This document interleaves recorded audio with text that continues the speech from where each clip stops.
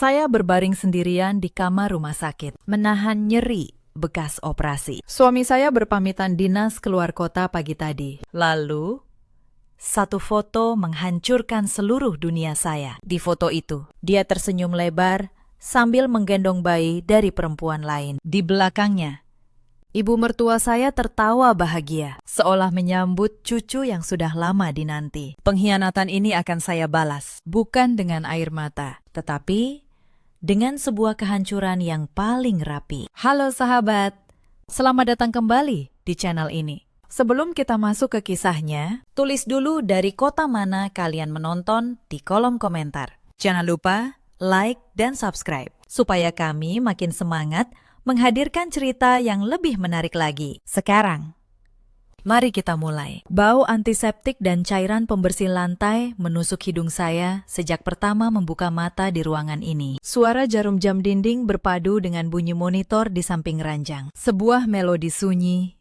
yang terasa dingin. Saya menatap langit-langit kamar VIP ini dengan pandangan kosong. Nyeri di perut bawah masih berdenyut. Sisa operasi pengangkatan kista 2 hari lalu. Operasinya lancar, namun pemulihannya jauh lebih menyiksa dari yang saya bayangkan. Setiap kali saya menarik napas terlalu dalam, perih itu menyengat sampai ke ubun-ubun. Ruangan ini luas dan mewah, tetapi tidak ada satupun keluarga yang menemani. Suami saya, Raka, berangkat ke Surabaya pagi tadi. Katanya ada audit mendadak dari pusat yang tidak bisa ditinggal. Saya percaya. Saya selalu percaya pada setiap kata yang keluar dari mulutnya. Selama 7 tahun menikah, saya tidak pernah sekalipun meragukannya. Itulah kebodohan terbesar dalam hidup saya. Sore itu, ponsel saya bergetar di atas meja samping ranjang. Sebuah notifikasi dari grup arisan keluarga besar suami. Saya jarang membukanya. Tetapi entah kenapa, sore itu jari saya tergerak. Lalu saya melihatnya, sebuah foto yang diunggah adik ipar saya, Wulan.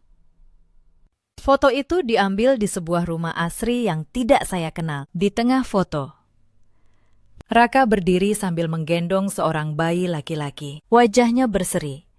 Senyum yang sudah lama tidak pernah saya lihat di rumah kami. Saya mengira itu hanya foto editan, sebuah lelucon keluarga yang kurang lucu. Namun, semakin saya perhatikan, semakin dada saya terasa diremas. Di pergelangan tangan Raka, melingkar sebuah jam tangan. Jam tangan edisi khusus yang saya pesan langsung dari Swiss. Hadiah ulang tahun pernikahan kami bulan lalu. Di balik jam itu, ada ukiran inisial nama kami berdua. Tidak mungkin ada jam yang sama persis di dunia ini. Air mata jatuh tanpa bisa saya tahan. Pandangan saya mengabur. Tetapi saya memaksa diri membaca keterangan di bawah foto itu. Selamat datang ke dunia, jagoan kecil Om Raka. Akhirnya keluarga kita lengkap. Lengkap. Kata itu menusuk lebih dalam daripada bekas operasi di perut saya. Di kolom komentar, ibu mertua saya menulis dengan emotikon hati. Cucu ganteng, kebanggaan bunda. Sehat selalu, nak. Bunda, selama 7 tahun. Beliau tidak pernah memanggil anak saya dengan kata selembut itu. Saya menutup ponsel. Tangan saya gemetar. Ranjang rumah sakit ini terasa semakin dingin. Di luar jendela, langit Jakarta mulai gelap. Dan untuk pertama kalinya, saya menyadari satu hal. Saya menangis sendirian di rumah sakit, sementara suami saya tertawa di rumah perempuan lain. Bersama bayi yang bukan anak saya. Bersama ibu mertua yang memanggilnya cucu. Malam itu, sesuatu di dalam diri saya mati, dan sesuatu yang lain lahir.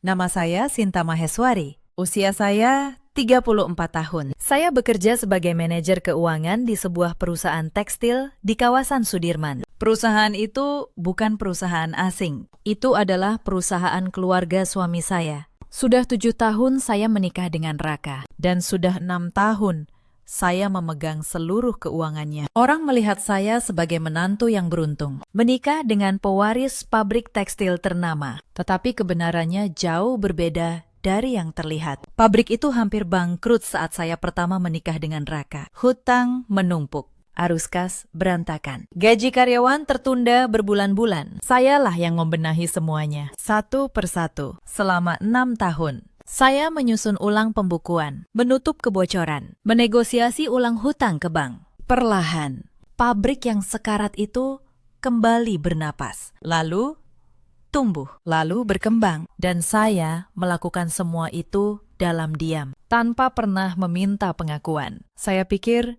itulah arti pengabdian seorang istri. Saya pikir jika saya bekerja cukup keras, keluarga ini akan menerima saya. Saya salah. Sangat salah. Bagi mereka, saya hanyalah mesin pencetak uang, mesin yang membiayai gaya hidup mereka. Sementara mereka menertawakan saya di belakang, mesin yang menghidupi sebuah keluarga bahagia, di mana saya bahkan tidak diundang. Ibu mertua saya, Bu Sumarni, tidak pernah menyukai saya sejak awal. Beliau selalu bilang, saya terlalu sibuk bekerja, terlalu dingin, terlalu kaku. Beliau ingin menantu yang manis di dapur, bukan menantu yang sibuk dengan angka. Saya selalu mencoba membuktikan diri, memasak di akhir pekan, meski lelah. Mengantar beliau ke dokter, membayar semua tagihannya tanpa pernah mengeluh. Tetapi di mata beliau, saya tetap orang asing yang merampas anaknya. Adik ipar saya, Wulan, lebih buruk lagi.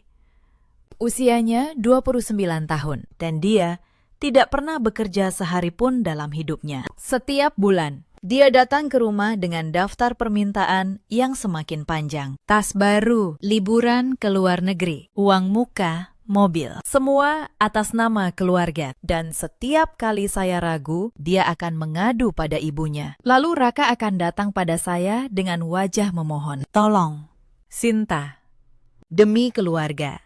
Demi keluarga. Dua kata itu sudah menguras tabungan saya bertahun-tahun. Tetapi saya tetap memberi. Karena saya pikir cinta artinya berkorban. Saya tidak tahu bahwa pengorbanan saya hanya dianggap kelemahan. Saya tidak tahu bahwa di balik senyum mereka ada rencana yang jauh lebih busuk. Saya tidak tahu bahwa sementara saya membanting tulang, suami saya membangun keluarga kedua. Dan ibu mertua saya menyambut keluarga itu dengan tangan terbuka. Raka dan saya menikah 7 tahun lalu di sebuah gedung sederhana di Bekasi. Saat itu dia bukan siapa-siapa. Anak pengusaha yang pabriknya hampir disita bank. Saya, lulusan akuntansi terbaik di angkatan saya, bekerja di kantor konsultan keuangan ternama. Banyak yang menentang pernikahan kami, termasuk orang tua saya. Kamu terlalu pintar untuk laki-laki seperti itu, kata ayah saya saat itu. Tetapi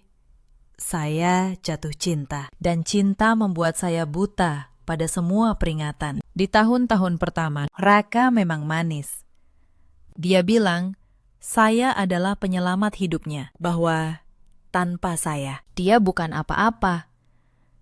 Saya percaya, saya melepas karir cemerlang saya untuk menyelamatkan pabriknya. Saya masuk ke perusahaan keluarganya sebagai manajer keuangan dengan gaji jauh di bawah kemampuan saya. Saya kira itu pengorbanan sementara sampai pabrik stabil. Ternyata pengorbanan itu berlangsung 6 tahun dan tidak pernah dihargai sepeser pun. Retakan pertama muncul 3 tahun lalu. Setelah anak kami lahir, saya berharap kelahiran Bian, putra kami, akan mendekatkan saya dengan keluarga Raka. Yang terjadi justru sebaliknya. Bu Sumarni semakin dingin. Beliau bilang, saya tidak becus mengurus anak karena terlalu sibuk dengan pekerjaan. Padahal pekerjaan itulah yang membiayai susu, sekolah, dan rumah yang mereka tinggali. Saya menelan semua kepahitan itu sendirian demi menjaga keutuhan rumah tangga. Setahun lalu, Raka mulai sering dinas keluar kota, Surabaya, katanya, untuk mengawasi cabang pabrik yang baru dibuka. Awalnya sebulan sekali, lalu 2 minggu sekali, lalu hampir setiap pekan. Saya tidak curiga. Saya bahkan bangga mengira suami saya semakin rajin bekerja. Saya menyiapkan kopernya, mencuci bajunya, menunggu kepulangannya dengan masakan hangat. Sementara di kota lain, dia sedang membangun rumah tangga yang lain. Yang paling menyakitkan bukan pengkhianatannya. Yang paling menyakitkan adalah betapa rapinya semua orang menyembunyikannya dari saya. Wulan yang sering meminjam mobil saya ternyata mengantar Raka ke rumah perempuan itu. Bu Sumarni yang menelpon saya setiap pekan ternyata sudah menggendong cucu barunya berbulan-bulan. Bahkan beberapa teman dekat saya yang saya undang ke pernikahan sudah tahu sejak lama. Semua orang tahu, hanya saya sang istri sah yang dibiarkan buta. 3 hari setelah melihat foto itu, saya diizinkan pulang dari rumah sakit. Tidak ada yang menjemput. Saya memesan taksi sendirian dengan luka operasi yang masih perih. Sepanjang perjalanan, saya tidak menangis. Air mata saya sudah habis di kamar rumah sakit. Yang tersisa hanyalah ketenangan yang dingin. Ketenangan seorang akuntan yang sedang menghitung. Saya tidak akan berteriak. Saya tidak akan melabrak. Saya akan melakukan apa yang paling saya kuasai. Saya akan menghitung, lalu menagih. Sampai di rumah, saya mendapati pintu ruang kerja saya terkunci. Ruang kerja tempat saya menyimpan seluruh dokumen keuangan perusahaan. Saya mencoba kode lama. Tidak bisa. Kodenya sudah diganti. Mbak Yati, pembantu kami yang sudah bekerja 10 tahun, datang dengan wajah tidak enak. Bu Sumarni yang menyuruh ganti kode. Bu, bisiknya pelan. Katanya, biar lebih aman. Saya tersenyum tipis. Lebih aman? Tentu saja. Tapi aman untuk siapa? Malam itu, saya tidak tidur. Saya duduk di ruang tamu dengan laptop di pangkuan. Mereka boleh mengganti kode pintu ruang kerja. Tapi mereka lupa satu hal. Seluruh sistem keuangan perusahaan ada di kepala saya. Dan di server yang hanya saya pegang aksesnya. Saya membuka rekening koran perusahaan satu persatu. 3 tahun ke belakang, saya mencari pola. Aliran dana yang janggal, pengeluaran yang tidak masuk akal. Dan malam itu, angka-angka mulai bercerita pada saya. Keesokan harinya, Raka pulang dari Surabaya. Dia masuk dengan koper kecil dan sebuket besar mawar merah di tangannya. Wajahnya dibuat lelah. Kumis tipis sengaja dibiarkan tumbuh untuk menambah kesan sibuk. Sayang. Panggilnya dengan suara serak yang dibuat-buat. Maaf, aku tidak bisa menemanimu di rumah sakit. Audit di Surabaya benar-benar gila. Jika saja saya tidak melihat foto itu, saya pasti sudah memeluknya dan menyuruhnya istirahat. Tapi sekarang, saya hanya tersenyum. Tidak apa-apa, Mas. Aku mengerti. Pekerjaanmu pasti berat sekali. Raka tampak lega. Dia mengira saya masih perempuan bodoh yang dulu. Dia tidak tahu bahwa di balik senyum saya, otak saya sedang menyusun strategi. Dia menyodorkan mawar itu. Saya menerimanya dengan ucapan terima kasih yang manis. Lalu saya menaruhnya di vas, sambil diam-diam memperhatikan jam tangan di pergelangannya. Jam tangan dari Swiss itu, yang sama persis dengan yang ada di foto. Dia bahkan tidak repot-repot menggantinya. Begitu yakin, saya tidak akan pernah tahu. Malam itu, saya berbaring di sampingnya, pura-pura tidur saat napasnya teratur.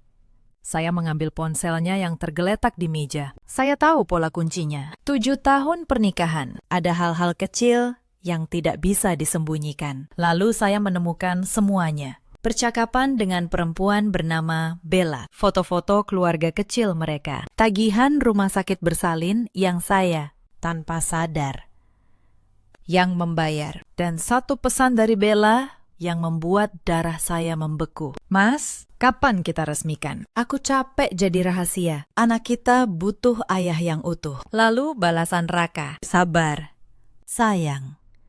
Aku lagi atur supaya semua harta pindah ke nama kita. Si Sinta itu cuma alat. Begitu beres, aku ceraikan dia. Alat. Itulah saya bagi suami saya. Sebuah alat yang akan dibuang setelah tidak berguna. Saya menyalin semua percakapan itu ke ponsel saya. Setiap kata, setiap foto. Lalu saya mengembalikan ponselnya ke meja dan menutup mata. Besok, permainan yang sesungguhnya akan dimulai. Dari jejak digital itu, saya mulai menyusun gambaran utuh. Bella, perempuan itu, sering mengunggah foto di akun pribadinya yang saya temukan. Sebuah mobil mewah terparkir di garasi rumah Asri itu. Keterangannya, hadiah dari suami tercinta. Suami tercinta. Mobil itu dibeli dengan dana yang saya kira untuk renovasi pabrik. Saya menelusuri lebih dalam. Rumah Asri itu dibeli setahun lalu atas nama Bella. Uang mukanya, jika saya lacak, berasal dari rekening perusahaan yang saya kelola. Kepala saya terasa mau pecah,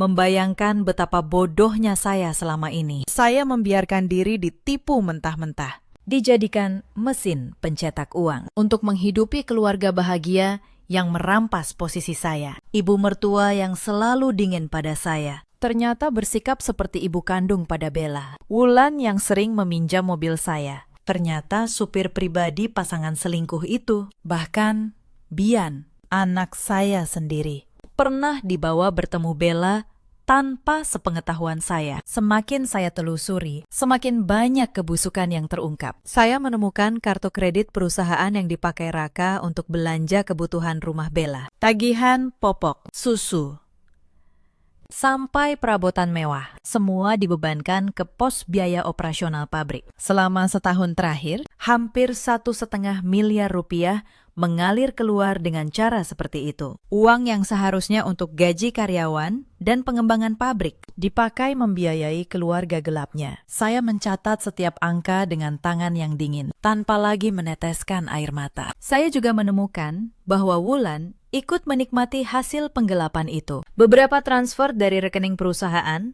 mengalir ke rekening pribadi Wulan dengan keterangan palsu. Mereka semua bersekongkol menguras perusahaan yang saya bangun dengan keringat saya sendiri. Ibu mertua saya, suami saya, adik ipar saya, dan perempuan simpanan itu. Sebuah komplotan rapi. Dan saya, sang penyelamat perusahaan, justru dijadikan kambing hitam yang akan dibuang. Tetapi mereka lupa. Akuntan yang teliti tidak pernah kehilangan jejak 1 rupiah pun. Selama beberapa hari, saya mengumpulkan semua bukti dalam diam. Saya tidak menangis lagi. Saya tidak mengeluh. Saya hanya bekerja. Saya menyalin setiap dokumen, mencetak setiap mutasi rekening, menyusun setiap bukti transfer. Saya membuat sebuah map tebal, berisi seluruh kebusukan keluarga itu. Hitam di atas putih, tidak bisa dibantah, tidak bisa dihapus. Sementara mereka merasa menang. Saya sedang menyiapkan jaring yang akan menjerat mereka semua. Langkah pertama, saya harus memastikan posisi hukum saya kuat. Saya menghubungi seorang teman lama, Pak Tigor, seorang auditor independen dan ahli hukum perusahaan. Kami bertemu diam-diam di sebuah kafe kecil di Tebet, jauh dari mata keluarga Raka. Saya menyerahkan semua dokumen yang sudah saya susun. Beliau memeriksanya dengan teliti, lalu beliau menatap saya. Bu Sinta, apakah ibu sadar dengan apa yang ibu pegang ini? Saya mengangguk. Saya sadar. Pakistan. Itu sebabnya saya datang ke Bapak. Pak Tigor menjelaskan sesuatu yang bahkan tidak disadari oleh Raka dan ibunya. Selama 6 tahun membenahi pabrik, saya tidak hanya bekerja sebagai manajer keuangan. Saya pernah menyuntikkan dana pribadi untuk menyelamatkan perusahaan dari kebangkrutan. Dan dana itu, secara hukum, tercatat sebagai penyertaan modal atas nama saya. Ibu bukan sekedar karyawan di perusahaan ini, kata Pak Tigor pelan. Ibu adalah salah satu pemegang saham terbesar, dan mereka tidak tahu itu. Saya terdiam sejenak, mencerna kata-kata itu. Selama ini saya merasa hanya menumpang di rumah orang lain. Ternyata sebagian besar dari rumah itu, saya yang membangunnya, saya yang memilikinya. Mereka memperlakukan saya seperti pembantu di dalam aset yang sebagian sahnya milik saya. Pak Tigor tersenyum. Sekarang, kita tinggal menentukan kapan dan bagaimana ibu menggunakannya. Saya membalas senyum itu. Untuk pertama kalinya setelah berhari-hari, saya merasa hidup kembali. Minggu berikutnya, ujian datang lebih cepat dari dugaan saya. Wulan datang ke rumah dengan wajah berseri, membawa undangan pernikahannya yang dicetak mewah. Mbak Sinta, katanya dengan nada manja, aku mau menikah 3 bulan lagi. Gedungnya yang paling mahal di Jakarta. Lalu dia menyodorkan secari kertas. Daftar anggaran pernikahan. Angkanya membuat saya menahan napas. 500 juta rupiah. Untuk 1 hari pesta. Dan tentu saja, lanjutnya sambil tersenyum lebar, Mbak yang bayar, kan?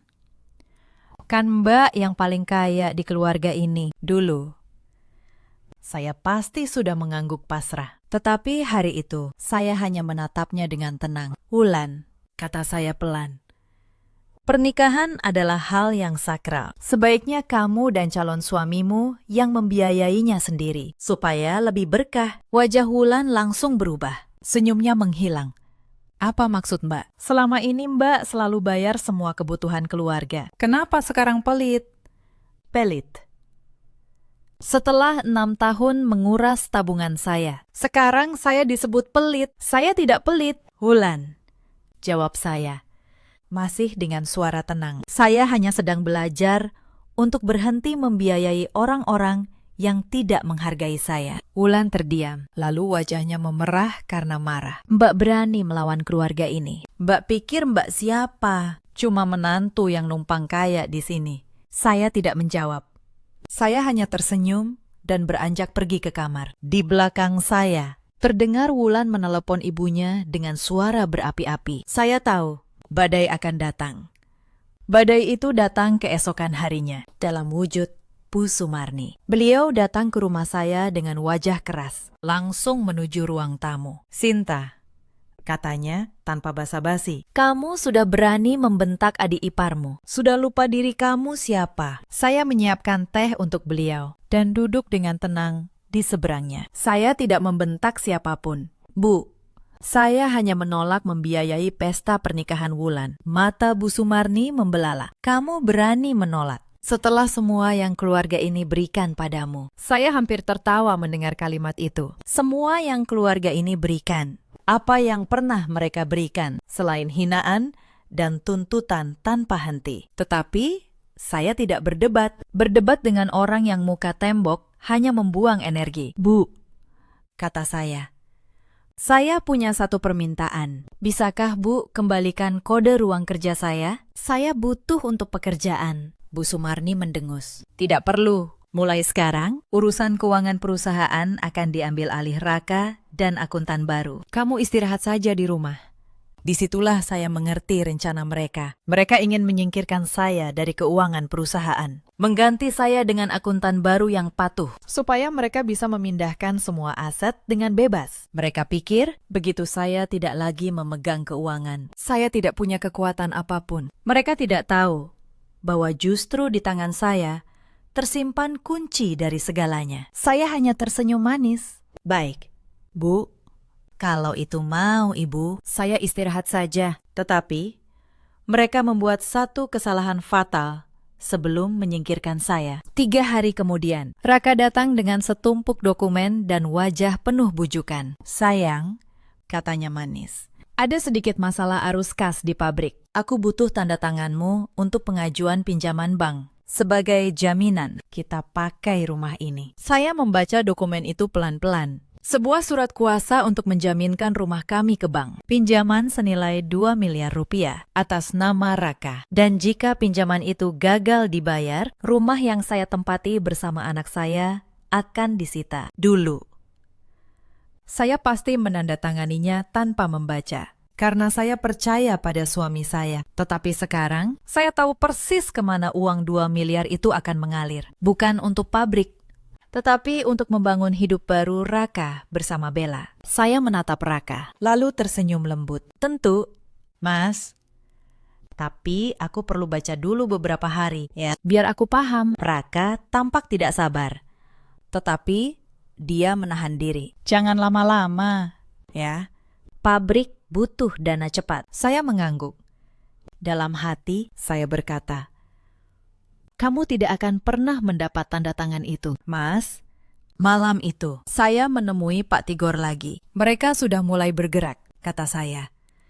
Mereka mau menjaminkan rumah saya untuk pinjaman 2 miliar. Pak Tigor mengangguk serius. Berarti waktunya sudah dekat. Kita harus bertindak sebelum mereka. Kami menyusun rencana dengan teliti. Langkah demi langkah. Pertama, saya akan mengaktifkan hak saya sebagai pemegang saham dan meminta audit menyeluruh atas keuangan perusahaan. Audit yang sah, yang akan membongkar setiap rupiah yang Raka selewengkan untuk perempuan lain. Saya mengirim surat resmi sebagai pemegang saham, meminta dilakukan audit independen. Surat itu dikirim oleh Pak Tigor, lengkap dengan dasar hukum yang tidak bisa ditolak. Raka dan Bu Sumarni panik. Mereka tidak menyangka saya mengetahui posisi hukum saya. Mereka mencoba menghalangi. Tetapi audit itu sudah berjalan dan tidak bisa dihentikan. Setiap transaksi mencurigakan terbuka satu persatu. Setiap aliran dana ke rekening Bella terungkap. Jaring yang saya tebar mulai mengencang. Dan mereka belum menyadarinya. 2 minggu berlalu sejak audit dimulai. Suasana di rumah terasa seperti berjalan di atas es tipis yang siap pecah kapan saja. Raka semakin stres, sering pulang larut dengan alasan mengurus masalah audit internal. Dia tidak tahu bahwa sayalah dalang di balik audit yang mengunci setiap celah baginya. Setiap kali dia mencoba meminjam uang pribadi saya untuk menalangi operasional, saya selalu punya alasan halus. Maaf, Mas, uangku sedang dikunci di deposito berjangka, belum bisa dicairkan. Sementara itu, di balik layar, saya memindahkan langkah demi langkah. Saya mengalihkan saham saya ke struktur yang lebih aman, di luar jangkauan Raka. Saya membekukan akses keuangan yang selama ini bisa mereka manfaatkan. Saya menghentikan setiap transfer rutin yang selama ini saya kirim ke Wulan dan Bu Sumarni. Uang saku bulanan Wulan, saya hentikan. Tagihan rutin Bu Sumarni, saya lepas. Mereka mulai merasakan sesuatu yang aneh, tetapi belum tahu sumbernya. Wulan adalah yang pertama mengamuk. Dia datang ke rumah, membanting pintu. Wajahnya merah padam. Mbak, kartu ATM-ku tidak bisa dipakai. Uang saku bulananku tidak masuk. Apa yang Mbak lakukan? Saya menatapnya dengan tenang, sambil menyeruput teh. Oh, itu. Saya berhenti mengirim uang saku. Wulan, kamu sudah dewasa, carilah pekerjaan. Wulan terbelalak. Mbak tidak bisa begitu. Ibu pasti marah besar. Silakan. Jawab saya singkat. Saya tunggu ibu di sini. Bu Sumarni datang setengah jam kemudian dengan amarah yang meledak-ledak. Sinta, beraninya kamu menghentikan uang keluarga. Kamu pikir kamu bisa bertindak sesukamu. Saya berdiri, menghadapi beliau dengan tenang yang dingin. Bu, selama 6 tahun saya membiayai keluarga ini dari kantong saya sendiri. Sekarang saya hanya berhenti. Itu hak saya. Kamu menantu durhaka, teriak beliau. Akan kupastikan Raka menceraikanmu dan mengusirmu dari rumah ini. Saya tersenyum. Silahkan.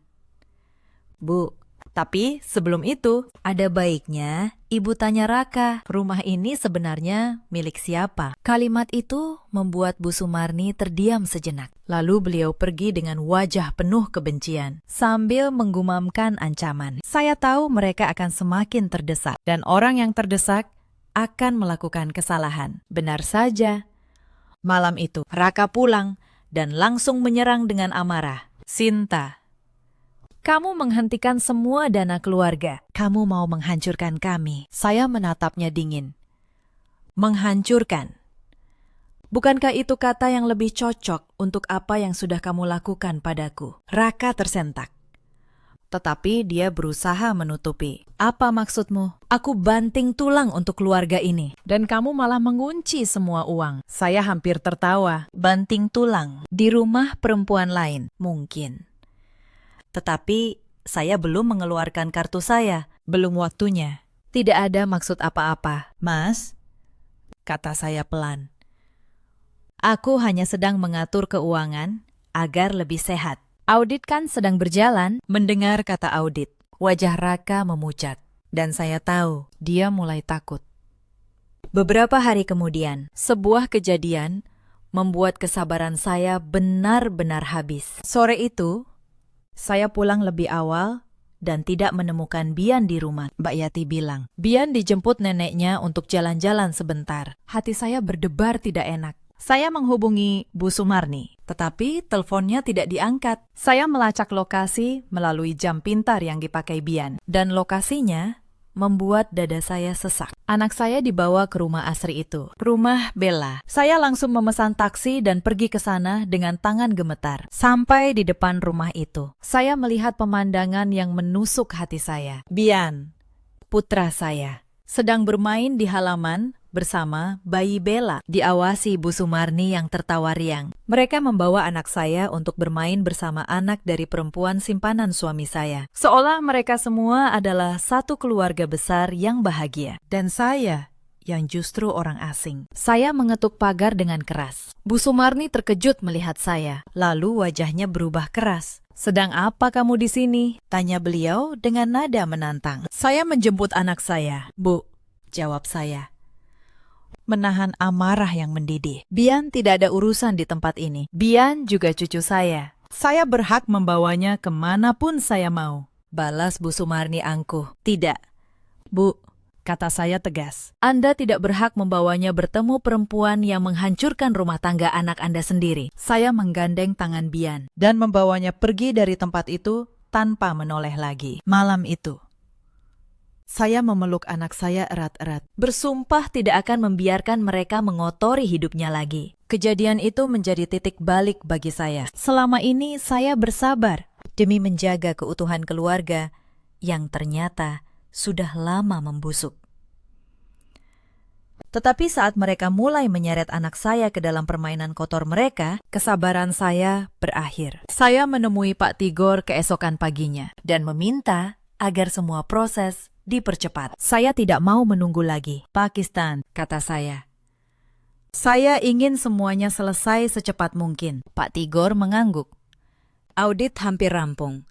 Bu, sebentar lagi semua kebenaran akan terbuka. Beberapa hari kemudian, Bu Sumarni melakukan kesalahan terbesarnya. Dalam sebuah acara arisan keluarga besar yang dihadiri banyak kerabat, beliau mempermalukan saya di depan umum. Lihat menantu saya ini, katanya keras, sambil menunjuk saya. Sok kaya, padahal cuma numpang di keluarga kami. Tidak becus mengurus suami, sampai suaminya cari kesenangan di luar. Memang, dasar perempuan tidak tahu diri. Para kerabat terdiam. Beberapa menatap saya dengan iba, beberapa dengan tatapan menghakimi. Saya hanya diam, tetapi diam-diam, ponsel saya merekam setiap kata yang beliau ucapkan. Saya tidak membalas hinaan itu di tempat. Saya hanya tersenyum dan permisi pulang lebih awal. Di dalam mobil, saya memutar kembali rekaman itu dan menyimpannya rapi. Setiap hinaan yang mereka lemparkan justru menjadi amunisi bagi saya. Mereka mengira diamnya saya adalah kekalahan, padahal itu adalah persiapan. Mereka terus menggali lubang mereka sendiri, semakin dalam, tanpa menyadarinya, dan saya dengan tenang hanya menunggu saat yang tepat untuk membiarkan mereka jatuh ke dalamnya. Beberapa hari kemudian, sebuah undangan datang ke rumah. Undangan peresmian cabang baru perusahaan di sebuah hotel mewah di kawasan Pondok Indah. Acara besar dihadiri rekan bisnis, pejabat, dan seluruh keluarga besar. Raka yang akan tamping sebagai pemimpin perusahaan membuka cabang baru dengan bangga. Dia tidak tahu cabang itu bisa dibuka justru karena dana dan kerja keras saya selama bertahun-tahun. Dan dia tidak tahu bahwa di acara itulah saya akan memberikan pukulan terakhir. Saya menatap undangan itu lama di kepala saya. Semua kepingan rencana mulai jatuh ke tempatnya. Audit yang sudah selesai,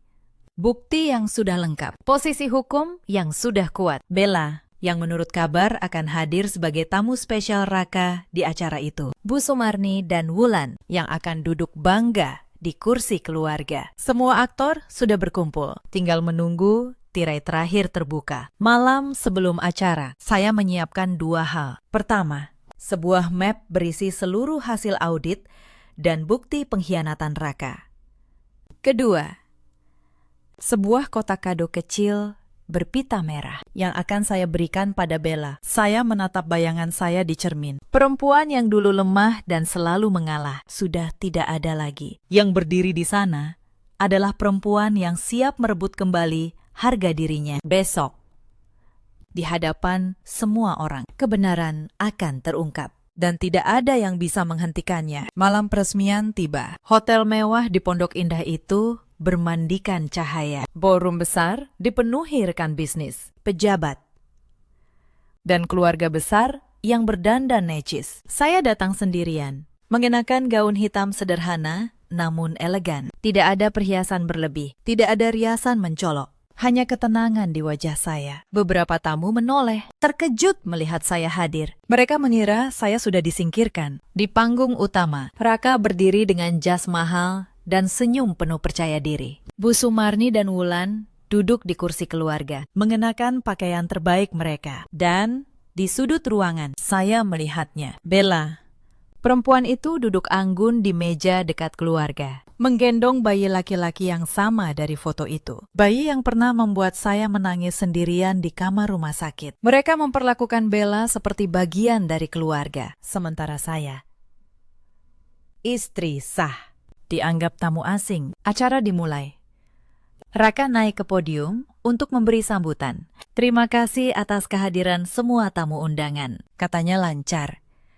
Cabang baru ini adalah hasil kerja keras saya selama bertahun-tahun. Hasil kerja keras saya hampir tertawa mendengar kalimat itu. Para tamu bertepuk tangan. Raka tersenyum bangga, menikmati pujian yang sebenarnya bukan haknya. Saya menunggu dengan sabar di kursi belakang, sambil memegang map dan kotak kado di pangkuan. Setiap kata sombong yang keluar dari mulutnya hanya membuat pukulan saya nanti terasa semakin manis. Setelah sambutan, ada sesi ramah tamah. Saya berdiri, dan dengan langkah tenang, berjalan menuju meja tempat Bella duduk. Bu Sumarni langsung menegang melihat saya mendekat. Wulan menatap saya dengan waspada. Saya berhenti tepat di depan Bella dan tersenyum hangat. Selamat malam, kata saya. Saya Sinta, istri sah Raka. Kita belum pernah berkenalan secara resmi, ya. Suasana di meja itu seketika membeku. Bella menatap saya dengan wajah pucat. Bu Sumarni bangkit, suaranya tajam. Sinta, jaga mulutmu. Kamu tidak berhak membuat keributan di sini. Suara saya tidak keras, tetapi cukup tajam untuk membuat seluruh meja terdiam. Saya tidak membuat keributan, Bu, kata saya. Tenang, saya hanya datang memberi selamat. Bukankah ini acara keluarga? Beberapa tamu di sekitar mulai memperhatikan. Raka, yang menyadari ada sesuatu, bergegas mendekat. Sinta, apa yang kamu lakukan? Desisnya. Mencoba menarik lengan saya. Jangan bikin malu di sini. Saya menatapnya. Malu. Sebentar lagi, kamu akan tahu arti kata malu yang sebenarnya. Mas, saya mengangkat kotak kado berpita merah yang saya bawa dan menyerahkannya pada Bella. Mbak Bella, kata saya dengan nada tenang namun tegas. Saya datang ke sini bukan untuk melabrak Anda. Anda juga korban dari kebohongan laki-laki ini. Sebagai hadiah atas kelahiran putra Anda, saya membawakan kado spesial. Silakan dibuka. Bella menatap kotak itu dengan ragu dan takut, tetapi didorong rasa penasaran. Dia membukanya perlahan. Di dalam kotak itu bukan hadiah bayi, melainkan setumpuk dokumen dan sebuah surat. Wajah Bella berubah pucat saat membaca lembar pertama. Itu adalah hasil audit keuangan perusahaan, kata saya. Kini cukup keras agar tamu di sekitar mendengar. Di dalamnya tercatat setiap rupiah yang Raka selewengkan dari perusahaan untuk membeli rumah dan mobil Anda. Rumah asri yang Anda tempati, mobil mewah yang Anda banggakan. Semua dibeli dengan uang yang bukan milik Raka. Itu uang perusahaan, dan saya sebagai salah satu pemegang saham terbesar mengetahui semuanya. Bella menjatuhkan dokumen itu. Tangannya gemetar. Dia menoleh pada Raka dengan tatapan ngeri. Raka, ini benar. Kamu bilang semua itu uangmu sendiri. Raka panik. Wajahnya pucat pasi. Sinta, hentikan. Kamu tidak tahu apa yang kamu bicarakan, teriaknya. Oh, saya tahu persis. Mas, jawab saya. Mengeluarkan map kedua dari tas saya. Saya membuka map itu di atas meja, di hadapan para tamu yang kini berkerumun. Di dalamnya, percakapan Raka dan Bella tercetak jelas, termasuk satu kalimat yang saya baca lantang. Si Sinta itu cuma alat. Begitu beres, aku ceraikan dia. Saya menatap Raka. Apakah ini juga tidak benar, Mas? Seluruh ballroom terdiam. Lalu mulai terdengar bisik-bisik di antara para tamu. Para rekan bisnis dan pejabat saling berpandangan, terkejut dengan apa yang baru saja terungkap. Bu Sumarni mencoba menyelamatkan situasi. Ini fitnah. Sinta memfitnah anak saya. Saya menoleh pada beliau dengan tenang. Fitnah. Bu, semua bukti ada di sini. Audit resmi, mutasi rekening, percakapan asli. Silakan dibantah kalau bisa. Bu Sumarni membuka mulut. Tetapi Tidak ada kata yang keluar, karena memang tidak ada yang bisa dibantah. Untuk pertama kalinya, perempuan yang selalu merendahkan saya itu terdiam, tak berdaya. Lalu, sesuatu yang lebih memalukan terjadi. Wulan, yang panik dan ingin pergi, mencoba membayar sesuatu di meja minuman dengan kartunya. Pelayan menempelkan kartu debit Wulan, memintanya memasukkan PIN. Tetapi mesin berbunyi nyaring. Saldo tidak mencukupi. Wulan terbelalak. Mencoba kartu lain. Hasilnya sama. Dia lupa. Semua uang saku yang selama ini saya transfer sudah saya hentikan 2 minggu lalu. Cepat bayar. Jangan diam seperti orang bodoh, bentak Bu Sumarni pada Wulan di depan semua tamu. Rasa malu keluarga itu sudah sampai ke ubun-ubun. Para tamu kini terang-terangan berbisik, menyinggung ketidakmampuan mereka membayar. Raka menunduk dalam, mengusap wajahnya dengan tangan gemetar. Uangku di rekening sudah habis. Rekening perusahaan dibekukan karena audit, gumamnya lirih.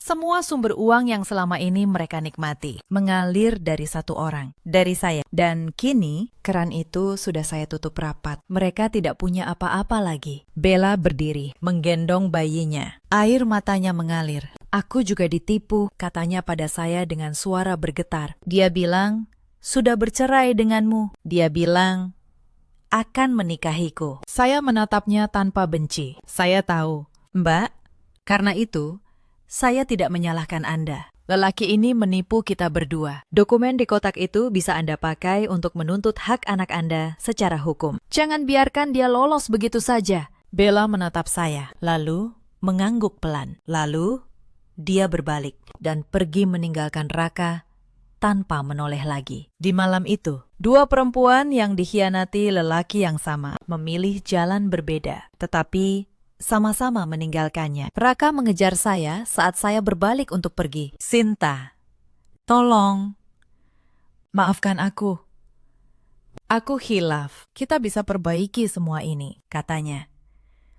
Mencengkeram lengan saya. Saya melepaskan tangannya dengan tenang. Perbaiki, tidak ada yang bisa diperbaiki. Mas, besok surat gugatan cerai akan sampai ke tanganmu. Dan audit ini akan diserahkan ke pihak berwenang. Kamu akan kehilangan perusahaan karena sebagian besar sahamnya ternyata milik saya. Kamu akan kehilangan semuanya. Sama seperti aku yang kehilangan segalanya saat menangis sendirian di kamar rumah sakit. Sementara kamu tertawa di rumah perempuan lain. Raka terjatuh berlutut di lantai ballroom di hadapan semua tamu. Sinta, kumohon, jangan tinggalkan aku. Aku tidak bisa hidup tanpamu, ratapnya.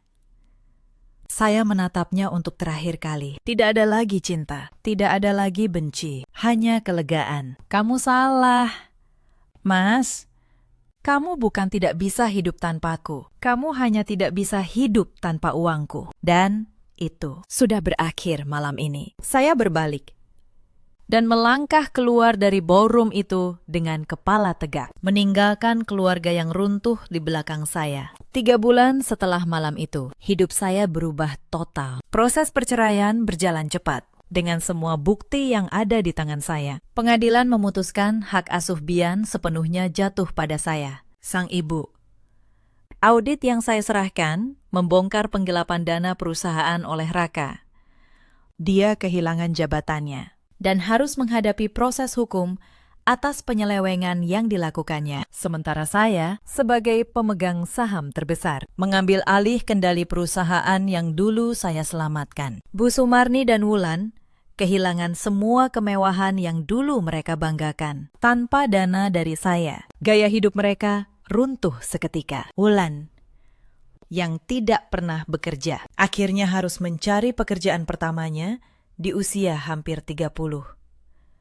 Pernikahan mewahnya batal karena calon suaminya mundur saat tahu keluarga itu tidak sekaya yang terlihat. Bu Sumarni yang dulu begitu sombong, kini hidup sederhana, menanggung malu di mata kerabat. Karma ternyata tidak pernah salah alamat. Bella, perempuan itu, menuntut hak nafkah untuk anaknya secara hukum. Dengan dokumen yang saya berikan, dia memenangkan tuntutannya. Raka kini harus menanggung kewajiban yang dulu dia kira bisa dia hindari. Anehnya, saya tidak lagi membenci Bella. Kami berdua korban dari lelaki yang sama. Dan kadang, musuh terbesar kita ternyata bukanlah perempuan lain, melainkan lelaki pengecut di antara mereka. Saya memilih untuk berhenti membenci dan mulai membangun hidup baru. Setahun kemudian, perusahaan yang saya pimpin membuka cabang baru. Kali ini, cabang yang benar-benar saya bangun dengan keringat dan kejujuran. Di acara peresmian, seorang rekan bisnis senior, Pak Darmawan, menghampiri saya di balkon. Beliau mengangkat gelasnya. Selamat atas cabang baru ini. Bu Sinta, Anda luar biasa malam ini. Saya sudah 10 tahun di bisnis ini dan jarang melihat pemimpin sekuat Anda. Saya tersenyum dan membalas. Terima kasih. Pakistan, saya hanya berhenti meletakkan hidup saya di tangan orang yang salah. Saya menatap langit malam dari balkon itu. Dulu, saya pikir kehilangan rumah tangga adalah akhir dari segalanya. Ternyata, itu adalah awal dari kehidupan saya yang sesungguhnya. Pengkhianatan itu, sepahit apapun, justru menyelamatkan saya dari lelaki yang salah. Menyingkirkan orang-orang yang hanya memanfaatkan saya, agar saya bisa berlari menuju takdir saya sendiri. Saya tidak butuh gelar istri yang patuh, jika harganya adalah harga diri saya. Bian, putra saya, tumbuh bahagia di sisi saya. Dia tidak lagi hidup dalam rumah penuh kebohongan dan kepura-puraan. Setiap pagi, saya mengantarnya sekolah dengan tangan saya sendiri. Setiap malam, saya menemaninya tidur dengan ketenangan yang dulu tidak pernah saya miliki. Untuk pertama kalinya dalam 7 tahun, saya merasa benar-benar utuh, bukan sebagai mesin pencetak uang, tetapi sebagai seorang perempuan dan seorang ibu. Cerita ini mengajarkan kita satu hal yang sederhana. Jangan pernah meletakkan seluruh harga dirimu di tangan orang yang tidak menghargainya. Dan jangan pernah merasa lemah hanya karena kamu memilih bersabar. Di luar sana, ada banyak perempuan yang seperti saya dulu. Bekerja keras, mengabdi, namun dianggap tidak ada. Kalian tidak lemah. Kesabaran kalian bukan kebodohan, melainkan kekuatan yang sedang menunggu waktunya. Saat waktu itu tiba, bangkitlah.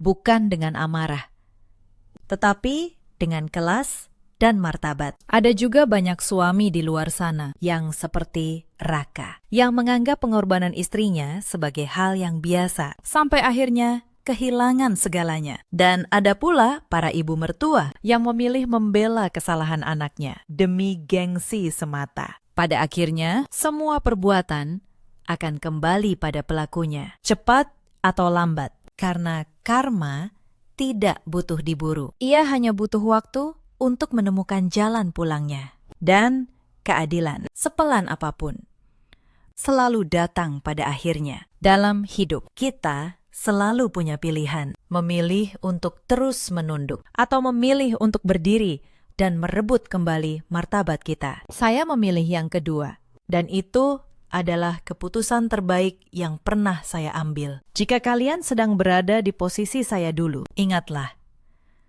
kalian jauh lebih kuat dari yang kalian kira. Ceritakan kisah kalian di kolom komentar. Mungkin cerita kalian akan menguatkan orang lain di luar sana. Terima kasih sudah menemani sampai akhir. Sampai jumpa di kisah berikutnya. Malam itu suami saya menampara pipi saya di depan ibunya. Lalu ia berkata bahwa saya hanya menumpang hidup di rumah ini. Yang ia tidak tahu, seluruh rumah ini, mobil di garasi, bahkan perusahaannya, semuanya berdiri di atas nama saya. Halo, sahabat.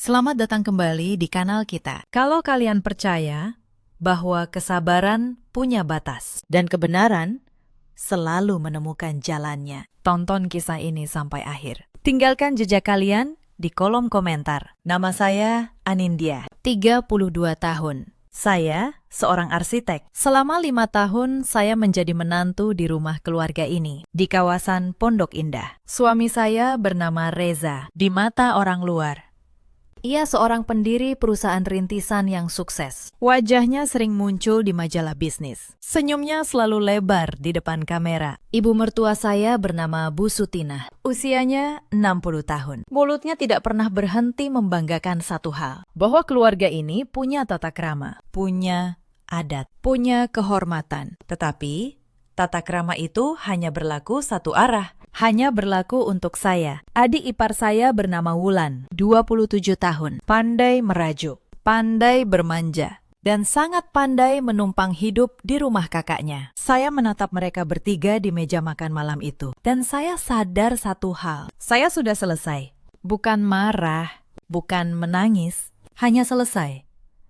Mari saya ceritakan dari awal. 5 tahun lalu, saya menikah dengan Reza karena cinta. Saya percaya pada mimpinya. Saat itu perusahaannya baru sebuah ide di atas kertas. Tidak ada kantor, tidak ada modal, tidak ada apa-apa. Sayalah yang punya tabungan. Sayalah yang punya warisan dari almarhum ayah saya, seorang pengembang properti. Dan sayalah yang punya akal untuk membangun. Tetapi saya melakukan satu hal yang waktu itu saya kira bijak. Saya sembunyikan semuanya.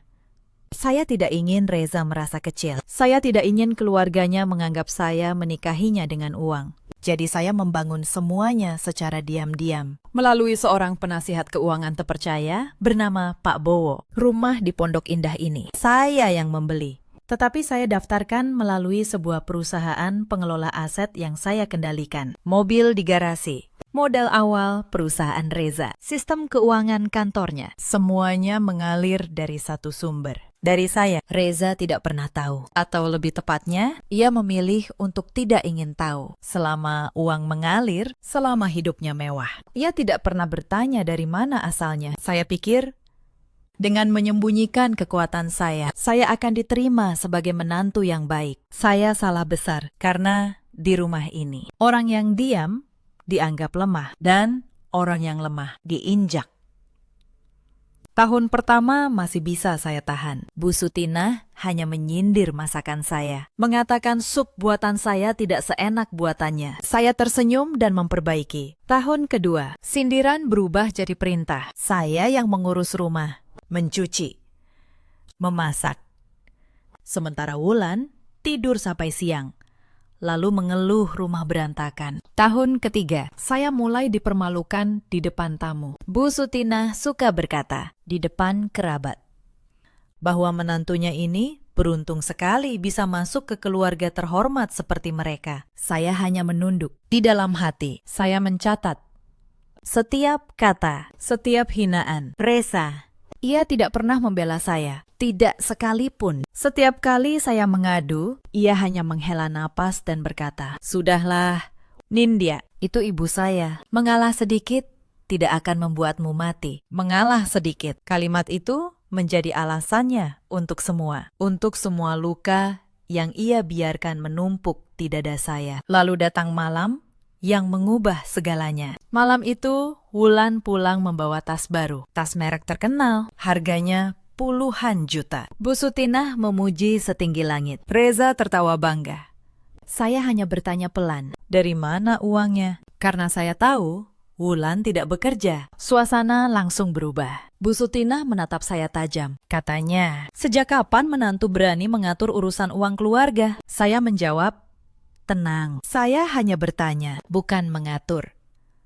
Tetapi di rumah ini, menjawab tenang sama saja dengan melawan. Wulan langsung menangis pura-pura, mengatakan kakak iparnya iri padanya, mengatakan saya tidak punya hati. Reza berdiri, dan untuk pertama kalinya dalam 5 tahun, tangannya terangkat. Tamparan itu mendarat di pipi saya, keras. Suaranya memantul di ruang makan yang sunyi. Bu Sutinah tidak menghentikannya. Ia justru tersenyum puas. Katanya, "Nah, begitu. Menantu memang harus diajari sopan santun." Saya berdiri diam. Pipi saya panas, tetapi mata saya kering. Saya menatap Reza. Lalu, saya menatap ibunya. Lalu, Wulan. Dan saat itu, sesuatu di dalam dada saya padam total. Reza menunjuk wajah saya. Suaranya bergetar oleh amarah dan kesombongan. "Kamu pikir Kamu siapa di rumah ini? Kamu cuma numpang hidup di sini. Numpang makan, numpang tidur. Tahu diri sedikit, numpang hidup. Saya hampir tertawa, tetapi saya tahan karena saya tahu tawa itu akan datang nanti. Pada saat yang tepat, saya hanya berkata satu kalimat, baik. Lalu saya naik ke kamar. Saya tidak membanting pintu. Saya tidak menangis. Saya duduk di tepi tempat tidur dan saya membuka ponsel. Saya menelpon Pak Bowo. Sudah larut. Tetapi ia selalu menjawab, Pak Bowo, kata saya. Saya sudah selesai. Mulai besok, mari kita lakukan semuanya sesuai prosedur. Di ujung telepon, hening sejenak. Lalu Pak Bowo bertanya pelan, Ibu Anindya yakin tidak ada jalan kembali setelah ini? Saya menatap pantulan wajah saya di jendela gelap. Saya yakin.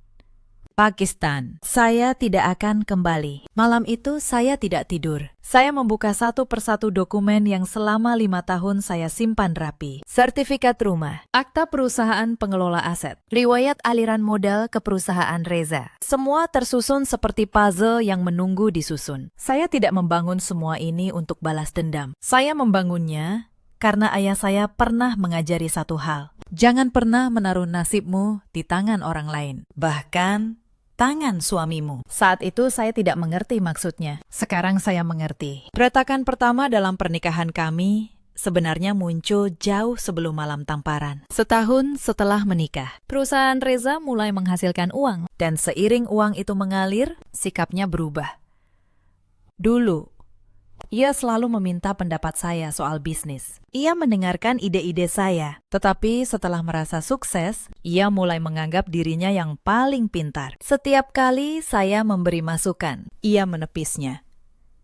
Katanya, urusan bisnis bukan urusan istri. Saya ingat satu malam, saya mengingatkannya agar tidak terlalu boros, agar menyimpan dana cadangan. Ia justru tertawa, mengatakan, saya tidak mengerti dunianya. Padahal, justru sayalah yang membangun fondasi dunia itu untuknya. Sejak saat itu, saya berhenti memberi masukan. Saya hanya mengamati. Dan saya menyadari, semakin Reza merasa berkuasa, semakin ia membutuhkan seseorang untuk diinjak agar merasa lebih tinggi. Orang itu adalah saya. Itulah awal dari segalanya. Sebuah retakan kecil yang dibiarkan hingga akhirnya menjadi jurang. Sebelum saya bercerita lebih jauh, izinkan saya kembali sebentar. Karena malam tamparan itu bukan satu-satunya luka. Ia hanya luka terakhir yang membuat saya berhenti berdarah diam-diam. Mari saya ceritakan beberapa hal yang terjadi sebelum malam itu, agar kalian paham. Kesabaran saya bukan datang dari kelemahan. Ia datang dari pilihan. Lebaran tahun lalu, rumah Pondok Indah penuh sesak. Hampir 20 anggota keluarga besar Reza menginap selama 10 hari. Mereka datang dengan tangan kosong, lalu pergi membawa oleh-oleh. Saya yang memasak rendang, opor, dan ketupat untuk semua. Saya yang menyiapkan kamar, mencuci, spray, membayar semua belanja. Tidak ada satupun yang berterima kasih. Bu Sutinah malah berkata di depan semua kerabat bahwa beginilah seharusnya menantu mengabdi pada keluarga suami. Saya tersenyum dan terus melayani. Tetapi di dalam hati saya menghitung. Setiap toples nastar, setiap kilo daging, semuanya dari uang saya. Setelah Lebaran, Wulan diam-diam mengambil kartu kredit tambahan yang dulu saya berikan untuk keperluan darurat. Ia memakainya untuk berbelanja tas dan baju, puluhan juta dalam sebulan. Ketika tagihan datang, saya tidak marah. Saya hanya mencatat. Lalu saya batalkan kartu itu tanpa banyak bicara. Wulan mengamuk. Ia mengadu pada ibunya, mengatakan, saya pelit, mengatakan, saya menyiksanya. Bu Sutinah berdiri di pihak Wulan, seperti biasa. Katanya, untuk apa menantu kaya kalau pelit pada adik ipar sendiri, Reza? Seperti biasa, hanya diam. Lalu ada satu peristiwa yang membuat mata saya benar-benar terbuka. Suatu malam, Bu Sutinah memanggil saya ke kamarnya. Ia menyodorkan selembar kertas dan sebuah pena. Katanya, ini hanya surat biasa. Surat hibah kecil untuk Wulan, agar adik iparku punya bekal menikah nanti. Ia memaksa saya menandatanganinya saat itu juga. Saya membaca kertas itu dengan teliti. Ternyata itu bukan surat biasa. Itu surat yang menyatakan saya menyerahkan sebagian aset pribadi saya kepada Wulan. Saya tersenyum dan berkata, saya perlu membacanya dulu dengan tenang. Bu Sutinah marah besar, katanya, menantu durhaka. Tidak tahu balas budi. Tetapi saya tetap tidak menandatangani. Malam itu, saya sadar.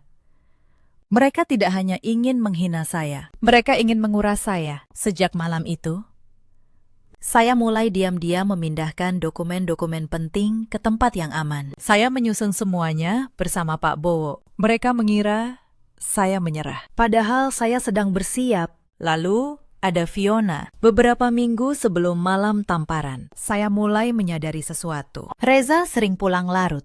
Ponselnya selalu tertelungkup. Ia mulai menjaga jarak. Saya tidak menuduh, saya hanya mengamati. Suatu hari, saya tidak sengaja melihat pesan masuk di ponselnya yang ia tinggalkan di meja. Pesan dari seseorang bernama Fiona, salah satu staf di kantornya. Isinya tidak pantas untuk hubungan atasan dan bawahan. Saya membaca, lalu meletakkan ponsel itu kembali. Persis seperti semula. Saya tidak menangis. Saya tidak menjerit. Saya hanya menambah satu nama lagi ke dalam catatan saya, Fiona, karena saya tahu suatu hari nama itu akan berguna. Dan benar saja, Fiona, yang ternyata juga tahu seluk-beluk keuangan perusahaan Reza, kelak akan menjadi salah satu retakan terbesar yang menjatuhkan suami saya. Tetapi itu cerita untuk nanti. Itulah hari-hari saya selama 5 tahun. Bertumpuk-tumpuk luka kecil yang akhirnya pecah pada malam tamparan itu. Sekarang, mari kita kembali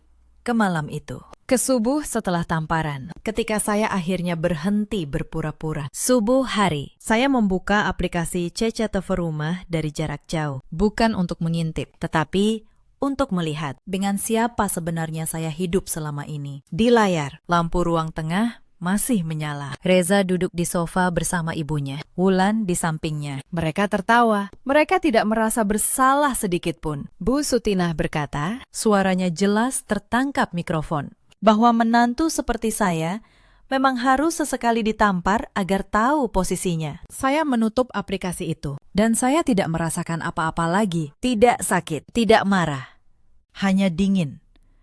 Pagi itu saya turun seperti biasa. Saya memasak sarapan. Saya menyajikan teh. Bu Sutinah dan Wulan makan tanpa berterima kasih. Seperti biasa. Reza turun, melirik saya sekilas, lalu pergi tanpa sepatah kata. Mungkin ia menunggu saya minta maaf. Mungkin ia menunggu saya menangis. Tetapi saya hanya tersenyum kecil. Karena di dalam tas saya sudah ada satu dokumen yang akan ia tanda tangani tanpa membaca. Seperti biasa, selama 5 tahun. Reza punya satu kebiasaan buruk. Ia tidak pernah membaca dokumen yang saya sodorkan. Ia hanya bertanya, penting? Saya jawab, penting. Lalu ia menandatangani. Selama ini, saya pakai kebiasaan itu untuk hal-hal baik. Asuransi, pendidikan, investasi. Hari itu, saya akan memakainya untuk hal yang berbeda. Pagi itu sebelum berangkat, saya sodorkan satu map kepada Reza. Saya katakan ini soal pembaruan dokumen perusahaan pengelola aset. Rutin tahunan. Ia bahkan tidak melirik.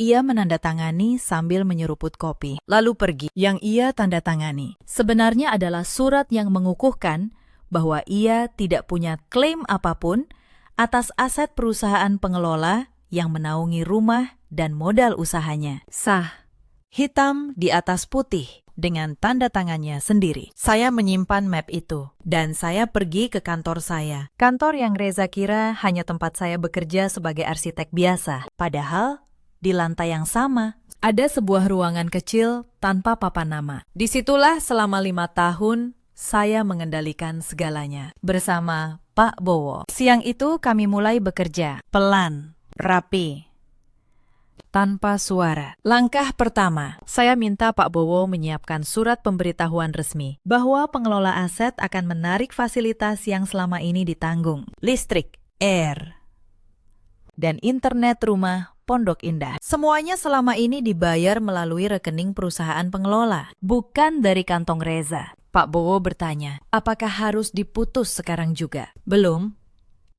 jawab saya. Lakukan sesuai prosedur. Kirim surat resmi dulu. Saya tidak mau mereka menuduh saya bertindak sembarangan. Pak Bowo menatap saya. Sorot matanya campuran antara iba dan lega. Katanya, Ibu sudah berubah. Saya bersandar di kursi dan berkata pelan. Bukan berubah, Pakistan.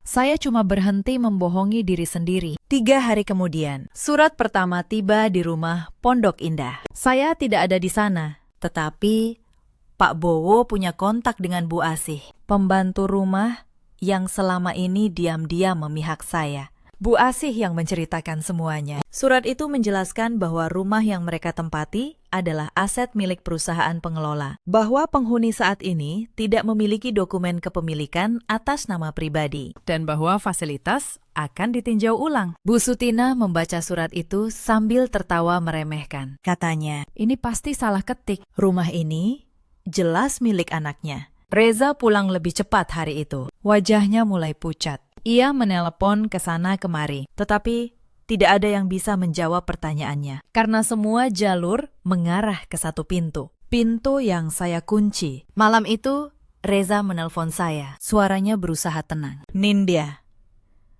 ada surat aneh datang ke rumah. Kamu tahu sesuatu? Saya menjawab datar. Saya sedang sibuk. Mas, besok saja kita bicara. Lalu, saya menutup telepon. Tetapi malam itu, ia tidak tahu apa yang sudah menunggunya esok pagi. Esok paginya, surat kedua tiba. Kali ini, lebih tegas. Surat itu memberitahukan bahwa perusahaan pengelola aset akan mengambil alih kembali rumah Pondok Indah dalam waktu 30 hari. Penghuni diminta menyiapkan diri untuk pengosongan. Dasar hukumnya jelas. Dokumen kepemilikan, riwayat pembayaran. Semuanya atas nama perusahaan, bukan atas nama Reza. Reza langsung meledak. Ia menelpon saya belasan kali. Saya tidak mengangkat satupun. Sore itu, ia datang ke kantor saya. Pertama kalinya dalam 5 tahun, ia menginjak tempat kerja saya. Ia mengira ia datang untuk memarahi istri yang lemah. Ia tidak tahu. Ia datang ke jantung dari segala sesuatu yang ia miliki. Resepsionis menahannya di lobi. Reza membentak, mengatakan ia suami dari arsitek di sini. Resepsionis dengan sopan menjawab bahwa Ibu Anindya bukan sekedar arsitek di sini, bahwa Ibu Anindya adalah pemilik. Reza terdiam. Wajahnya berubah-ubah, antara bingung dan tidak percaya. Saya menemuinya di ruang rapat, bukan di ruangan rahasia saya. Saya tidak ingin ia tahu terlalu banyak. Belum saatnya. Saya duduk berhadapan dengannya. Tenang. Dengan secangkir teh. Apa-apaan surat itu? Nindya, katanya. Suaranya gemetar. Rumah itu rumah saya. Perusahaan itu perusahaan saya. Kamu tidak punya hak apa-apa di sana. Saya menatapnya. Lalu saya membuka map. Saya keluarkan 1 lembar. Surat yang ia tanda tangani kemarin pagi sambil menyeruput kopi. Mas, kenal tanda tangan ini? Tanya saya pelan. Reza menatap kertas itu. Wajahnya berubah pucat pasi. Ia membaca setiap kalimat. Kali ini, dengan teliti. Untuk pertama kalinya dalam hidupnya, ia membaca dokumen sampai habis. Tangannya gemetar. Ini apa? Kamu menipu saya? Tidak. Mas, jawab saya. Saya tidak menipu. Saya hanya memakai kebiasaan Mas. Mas tidak pernah membaca apapun yang saya berikan selama 5 tahun. Apakah itu salah saya? Reza membanting kertas itu ke meja. Perusahaan saya. Itu hasil kerja keras saya. Saya tersenyum tipis. Kerja keras, Mas? Dengan modal siapa? Hening. Reza membuka mulut, tetapi tidak ada kata yang keluar. Model awal perusahaan Mas, 5 tahun lalu. 2 miliar rupiah. Dari mana, Mas? Tanya saya. Mas ingat, atau Mas memang tidak pernah mau tahu? Reza terdiam. Karena ia tahu jawabannya. Ia selalu tahu. Ia hanya memilih untuk tidak bertanya. Saya berdiri. Mas boleh pulang. Saya tidak akan membuat keributan hari ini. Tetapi proses hukum sudah berjalan dan saya tidak akan menghentikannya. Reza pulang dengan tangan kosong dan kepala tertunduk. Tetapi badai sesungguhnya baru saja dimulai. Beberapa hari setelah itu, saya memutuskan kembali ke rumah Pondok Indah untuk mengambil barang-barang pribadi saya. Bukan barang mahal, hanya foto-foto almarhum ayah saya, beberapa buku, dan kotak kenangan kecil. Saya datang ditemani Pak Bowo dan satu orang dari tim hukum agar semuanya berjalan tertib. Begitu saya masuk, Bu Sutina langsung menghadang di pintu. Wajahnya merah padam. Mau apa kamu ke sini? Mau merampok rumah ini juga? Saya menjawab, tenang, saya hanya mengambil barang pribadi saya. Bu, foto ayah saya, itu saja. Barang pribadi apa? Ia berteriak. Semua yang ada di rumah ini milik keluarga saya. Orang dari tim hukum saya menyerahkan selembar daftar resmi. Ia menjelaskan dengan sopan bahwa saya hanya berhak mengambil barang pribadi yang sudah didata, dan rumah beserta isinya akan diatur sesuai prosedur. Bu Sutina menyentak daftar itu sampai jatuh ke lantai. Wulan keluar dari kamarnya, masih dengan piyama mahal. Ia menatap saya penuh kebencian. Puas sekarang. Mbak, kami sudah jatuh. Kamu mau kami mati? Saya menatap Wulan. Gadis yang selama 5 tahun memakai uang saya tanpa pernah berterima kasih. Wulan, kata saya pelan, saya tidak pernah ingin kalian mati. Saya hanya ingin berhenti menjadi orang yang kalian injak. Itu saja. Wulan tidak menjawab. Ia hanya menangis. Kali ini tanpa drama. Mungkin untuk pertama kalinya ia menangis sungguhan. Tas-tas mewah di kamarnya tetap di sana. Tetapi semuanya kini terasa seperti barang sisa dari hidup yang tidak pernah benar-benar menjadi miliknya. Saya mengambil kotak kenangan saya, foto ayah saya, pria yang mengajari saya untuk tidak pernah menaruh nasib di tangan orang lain. Saya peluk kotak itu, lalu saya berjalan keluar tanpa menoleh lagi. Di ambang pintu, saya berhenti sebentar. Saya menatap rumah yang selama 5 tahun terasa seperti penjara. Rumah yang sebenarnya milik saya, tetapi tidak pernah terasa seperti rumah. Lalu, saya melangkah pergi. Malam itu juga, di rumah Pondok Indah, terjadi pertengkaran besar. Bu Asih menceritakan semuanya kepada Pak Bowo, dan Pak Bowo kepada saya. Bu Sutina, yang akhirnya sadar bahwa pujian yang ia sebar selama ini tentang anaknya yang sukses ternyata dibangun di atas uang menantu yang ia hina. Wajahnya seperti baru ditarik penutup mata. Ia berteriak pada Reza, jadi selama ini ibu pamer ke semua orang kalau anak ibu hebat, mandiri, sukses. Padahal itu semua uang istrimu. Kamu ini suami macam apa, Reza? Yang terdesak balik membentak. Ibu kira saya tidak malu. Ibu yang selalu menyuruh saya tegas pada Nindya. Ibu yang bilang menantu harus tahu diri. Sekarang ibu menyalahkan saya. Wulan ikut menjerit. Lalu uang saya gimana? Selama ini saya pakai uang dari kakak. Berarti itu uang Mbak Nindya semua. Aduh, malunya saya. Malu. Reza tertawa getir. Kamu pikir kamu pantas malu? Kamu yang setiap bulan menghabiskan puluhan juta untuk tas dan baju. Itu semua uang Nindya, Wulan.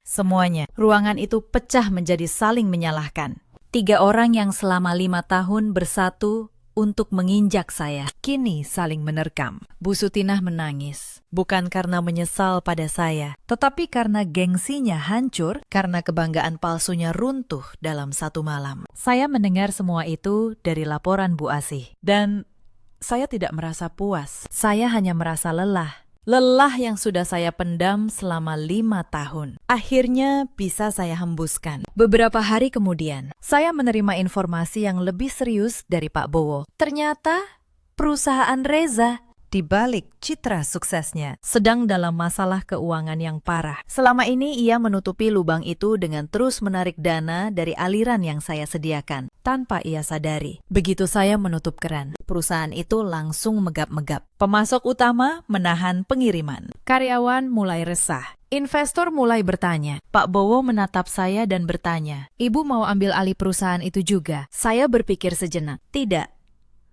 Pakistan, perusahaan itu biar dia urus sendiri.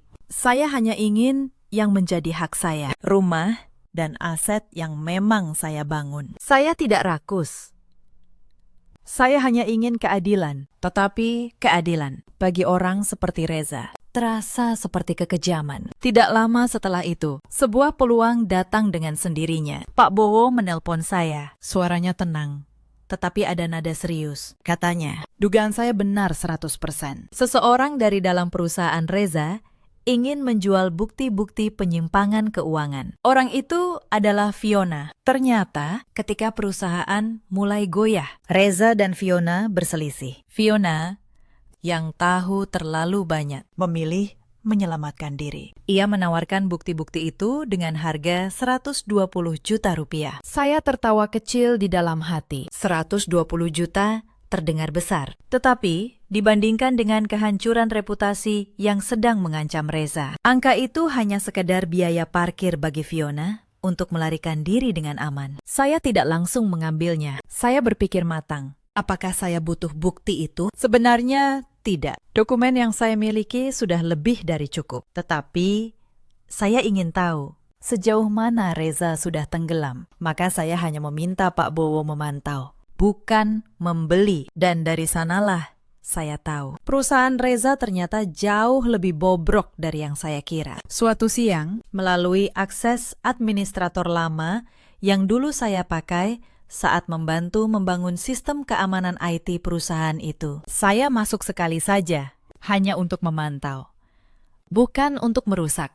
Di layar monitor, saya melihat Reza di dalam ruang rapat kantornya. Lengan kemejanya digulung sampai siku. Rambutnya basah oleh keringat dingin. Di hadapannya, 2 orang staf duduk dengan wajah ketakutan. Salah satu staf melapor dengan suara terbata bahwa pemasok utama menahan pengiriman, bahwa gaji karyawan terancam telat, bahwa beberapa investor sudah menarik dana. Reza menggebrak meja. Ia berteriak, menyalahkan semua orang, kecuali dirinya sendiri. Pria yang dulu begitu tenang di depan kamera majalah, kini tampak seperti orang yang kehilangan pijakan. Saya menutup akses itu, dan saya tidak masuk lagi. Saya hanya ingin tahu satu hal, dan saya sudah tahu. Reza sedang tenggelam. Dan ia tenggelam karena perbuatannya sendiri, karena terdesak uang. Reza mulai melakukan hal-hal nekat. Bu Asih menelpon Pak Bowo suatu pagi. Suaranya panik. Katanya, Reza sedang mengobrak-abrik kamar, mencari kotak perhiasan saya. Perhiasan itu, beberapa batang emas, dan beberapa gram emas warisan ibu saya. Memang saya simpan di rumah. Reza berniat menjualnya untuk menambal lubang di perusahaannya. Ia mengira, sebagai suami, ia berhak atas semua milik saya. Untungnya, saya sudah memindahkan perhiasan itu ke tempat aman berminggu-minggu sebelumnya. Yang ia temukan hanya kotak kosong. Bu Asih bercerita, Reza membanting kotak itu sampai pecah, lalu memaki tidak karuan. Saya hanya menghela napas mendengarnya. Pria yang dulu saya cintai, kini rela menjual warisan istrinya demi menyelamatkan gengsinya sendiri. Sementara itu, Bu Sutinah menempuh cara lain. Ia mulai menghubungi para kerabat. Ia menyebarkan cerita versinya sendiri, bahwa saya menantu yang tega menelantarkan keluarga suami di saat susah. Ia mengumpulkan kerabat untuk menekan saya. Suatu sore, beberapa kerabat Reza datang ke kantor saya. Mereka bicara dengan nada menggurui. Katanya, sebagai istri, sebagai menantu, saya harus mengalah.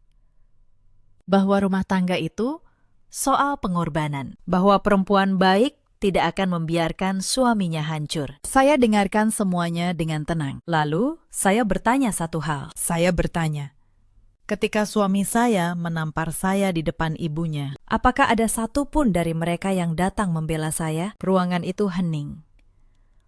Tidak ada yang bisa menjawab. Saya berdiri. Saya katakan dengan sopan bahwa saya menghargai kunjungan mereka. Tetapi keputusan saya sudah bulat. Lalu saya persilakan mereka pulang. Mereka pergi dengan wajah tidak puas. Tetapi mereka tidak bisa berbuat apa-apa. Karena nasihat tidak bisa melawan dokumen, dan air mata tidak bisa melawan tanda tangan. Tetapi mereka belum menyerah. Justru di titik inilah mereka memilih jalan paling berbahaya. Minggu berikutnya, Reza mendatangkan seorang pengacara. Ia mencoba menggugat balik, mengklaim bahwa sebagai suami, ia berhak atas harta bersama. Saya menyiapkan diri dengan tenang, karena saya tahu satu hal yang ia tidak tahu. Semua aset itu dibangun sebelum dan di luar harta perkawinan, melalui badan hukum terpisah.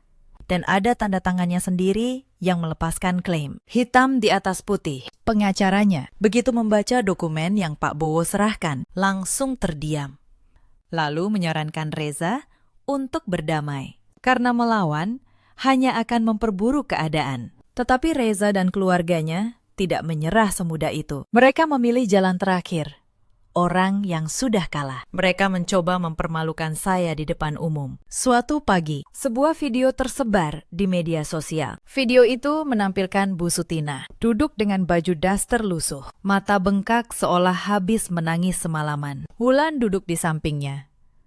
Sesekali menyeka air mata yang dibuat-buat. Reza tidak terlihat dalam video. Tentu saja, ia tidak berani menunjukkan wajahnya. Dalam video itu, Bu Sutina berbicara dengan suara bergetar. Katanya, ia hanya seorang janda tua, bahwa menantu perempuannya begitu kejam. Mengusir keluarga suami dari rumah sendiri, merampas segalanya. Tidak punya hati nurani. Video itu viral. Komentar membanjir. Banyak yang mengasihani Bu Sutina, banyak yang menghujat saya. Perempuan yang mereka kira tega mengusir mertua tua. Pak Bowo panik.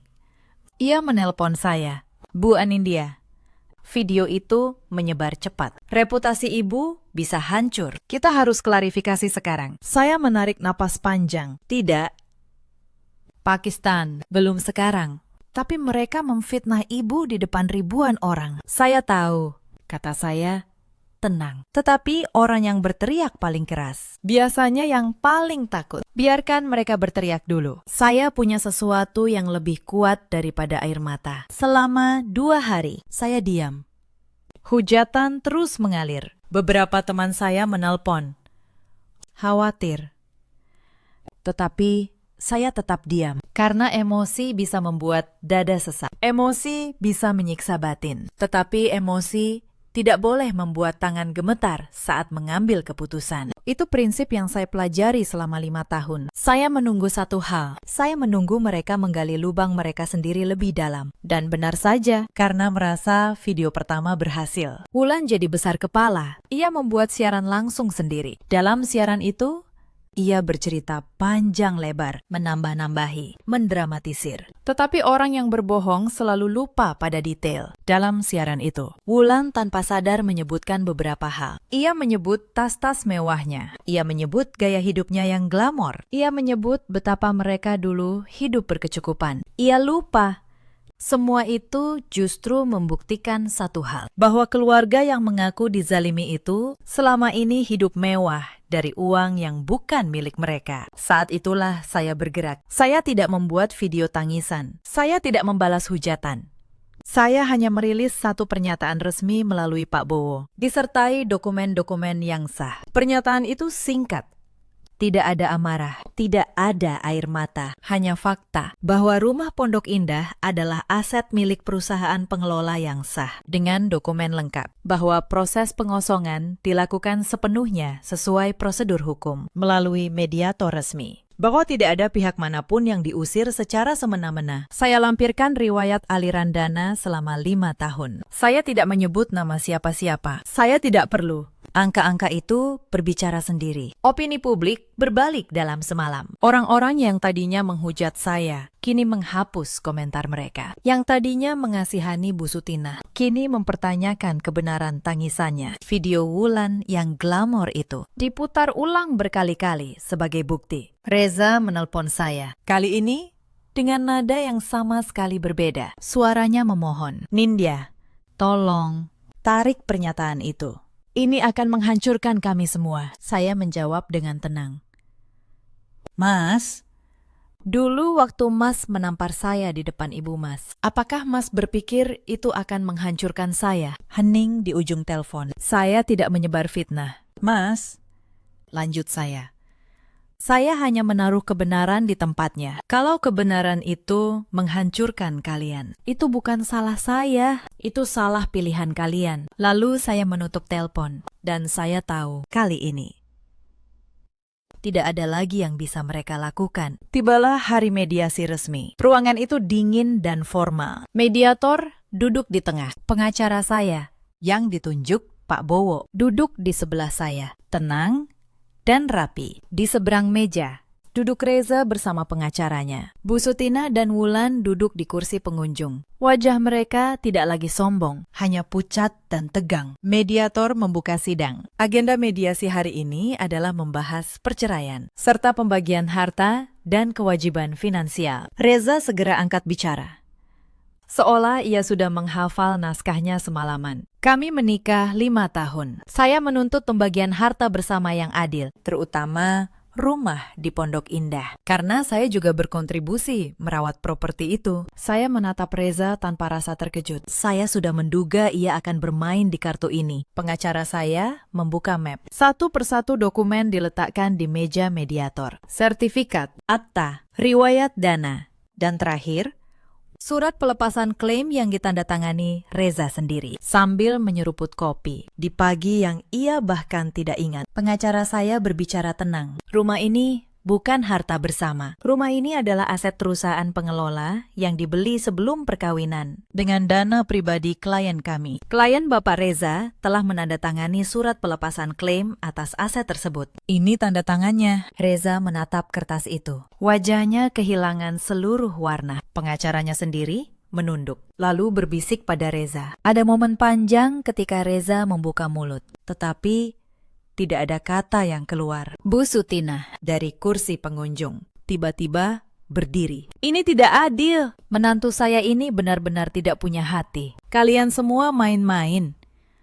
Mediator menatapnya dengan tenang. Bu, mohon tenang. Semua yang dibahas di sini berdasarkan dokumen sah. Kalau ibu keberatan, silakan tunjukkan dokumen tandingan. Bu Sutina terdiam karena ia tidak punya apa-apa. Tidak ada satu lembar pun. Lalu Reza dalam keputusasaannya mencoba kartu terakhir. Ia menuduh saya menyalahgunakan akses ke perusahaannya. Ia menuduh saya mencuri data. Pengacara saya tersenyum tenang. Ia menjelaskan bahwa klien kami adalah salah satu pembangun sistem keamanan perusahaan itu sejak awal, dengan izin yang sah saat itu. Dan klien kami tidak pernah mengambil apapun. Justru kami punya catatan bahwa ada pihak internal, seorang staf bernama Fiona, yang berniat menjual data perusahaan keluar. Dan pihak itu bukan klien kami. Wajah Reza berubah seketika mendengar nama Fiona disebut. Ia tahu betul siapa Fiona dan apa hubungan mereka. Ia tahu jika urusan itu dibuka lebih jauh, yang akan hancur bukan hanya bisnisnya, tetapi juga sisa-sisa nama baiknya. Reza menutup mulut. Ia tidak berani melanjutkan tuduhan itu. Dulu, ketika saya berdebat di dalam rumah, suara saya selalu tenggelam karena saya tidak punya bukti, tidak punya pendukung. Tetapi sekarang, ketika hukum sudah berbicara, sekeras apapun mereka berteriak, semuanya tidak ada artinya. Saya melihat Wulan menangis di sudut ruangan. Bu Sutina duduk lemas. Gengsinya hancur total. Dan Reza, suami yang dulu menampar saya dengan begitu percaya diri, kini hanya bisa menatap meja dengan tangan gemetar. Saya tidak merasa menang, saya hanya merasa bebas. Mediasi berakhir dengan keputusan yang sudah bisa ditebak. Perceraian disetujui. Rumah, mobil, dan seluruh aset tetap menjadi milik perusahaan pengelola atas nama saya. Reza tidak mendapat apa-apa karena memang dari awal tidak ada yang menjadi miliknya. Saya keluar dari ruangan itu dengan langkah ringan. Untuk pertama kalinya dalam 5 tahun, saya bisa bernapas lega. Selama 30 hari masa pengosongan, Reza beberapa kali mencoba menghubungi saya. Nada suaranya berubah-ubah. Kadang marah, kadang memohon, kadang mencoba memancing rasa iba. Suatu malam, ia datang lagi ke kantor saya. Kali ini tanpa amarah. Ia duduk di depan saya. Dan untuk pertama kalinya, ia menangis. Mindya, katanya, Saya salah. Saya tahu saya salah. Tolong. Beri saya kesempatan, kita bisa mulai lagi. Saya akan berubah. Saya menatapnya lama. Pria yang dulu saya cintai, yang mimpinya pernah saya percayai, yang demi dirinya, saya rela menyembunyikan seluruh kekuatan saya selama 5 tahun. Sekarang ia duduk di hadapan saya, hancur. Saya akui, ada sebersit rasa di dada saya, tetapi itu bukan cinta. Itu hanya bayangan dari cinta yang sudah lama mati. Mas, kata saya pelan, kalau Mas datang menangis seperti ini sebelum tamparan itu, mungkin ceritanya akan berbeda. Tetapi Mas tidak menangis waktu itu. Mas justru tersenyum melihat ibu Mas puas. Air mata yang datang setelah semuanya hilang, bukan penyesalan. Mas, itu hanya rasa takut kehilangan. Reza menunduk. Ia tidak bisa membantah. Saya sudah memaafkan, Mas. Lanjut saya. Bukan untuk Mas, tetapi untuk diri saya sendiri. Supaya saya bisa berjalan tanpa membawa beban. Tetapi memaafkan bukan berarti kembali. Reza pergi malam itu dengan tangan kosong. Untuk kesekian kalinya. Dan ia tidak pernah datang lagi. Saya kira semuanya akan selesai setelah mediasi. Saya kira badai akan reda perlahan, seperti panci air mendidih yang apinya baru saja dimatikan. Tetapi roda kehidupan tidak selalu berputar seperti yang kita kira. Kadang kesalahan tidak berhenti pada goresan tanda tangan di selembar kertas. Kesalahan baru benar-benar berakhir ketika pelakunya menelan habis buah pahit yang mereka tanam sendiri. Setelah perceraian, mereka harus mengosongkan rumah Pondok Indah dalam 30 hari. Hari pengosongan itu, saya tidak datang. Saya tidak ingin melihatnya. Bu Asih yang menceritakan kepada saya. Bu Sutinah keluar dari rumah itu sambil menangis. Bukan air mata buatan kali ini, air mata sungguhan. Air mata seseorang yang baru sadar bahwa kemegahan yang selama ini ia banggakan ternyata bukan miliknya sama sekali. Wulan keluar dengan koper-koper tasnya. Tas-tas mewah yang dulu ia pamerkan. Tetapi tas mewah tidak bisa membayar sewa rumah. Tidak bisa mengisi perut. Reza keluar terakhir.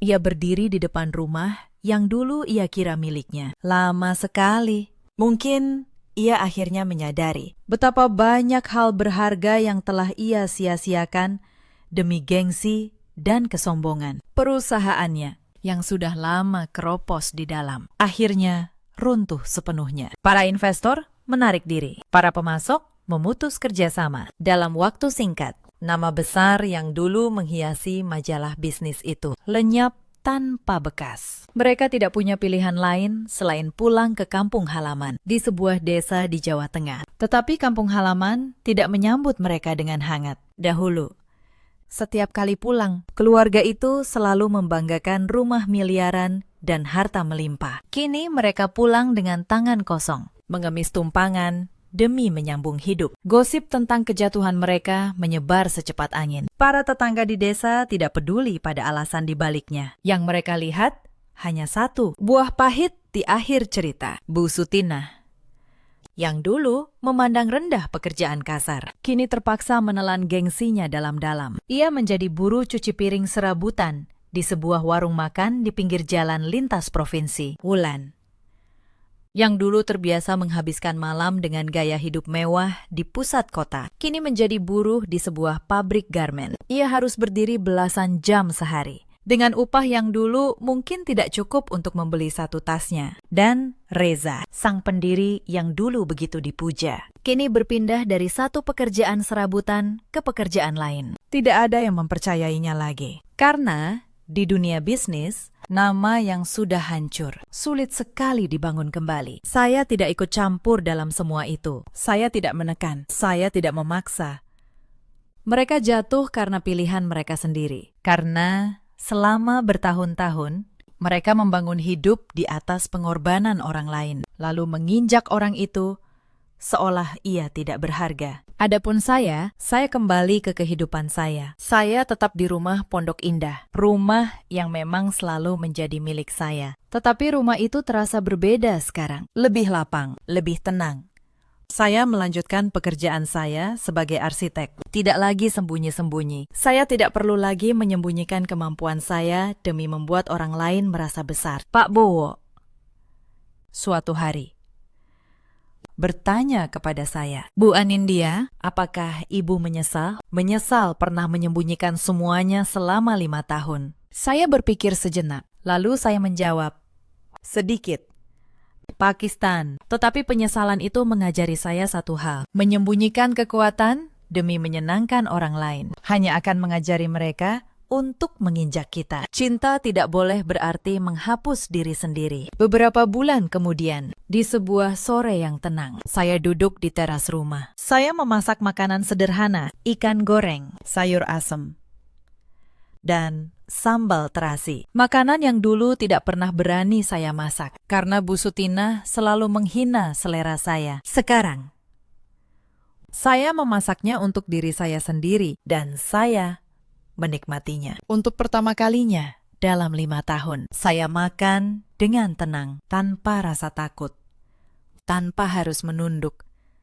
Cerita ini mengajarkan satu hal. Jangan pernah menghapus dirimu sendiri demi diterima orang lain. Dan jangan pernah menyamakan kebaikan dengan kelemahan. Di luar sana, ada banyak perempuan seperti saya dulu. Perempuan yang punya kemampuan, punya kekuatan, tetapi memilih menyembunyikannya demi menjaga perasaan suami dan keluarganya. Mereka mengira, dengan mengecilkan diri, mereka akan dicintai. Padahal, yang terjadi sebaliknya, mereka justru diinjak. Di luar sana, ada juga banyak suami seperti Reza. Suami yang menikmati hasil pengorbanan istrinya, tetapi memilih untuk tidak pernah bertanya dari mana semuanya berasal. Suami yang merasa berhak menampar, hanya karena ia mengira ialah yang menanggung hidup. Dan di luar sana, ada pula para ibu mertua seperti Bu Sutina, yang membanggakan kehormatan dan tata krama, tetapi lupa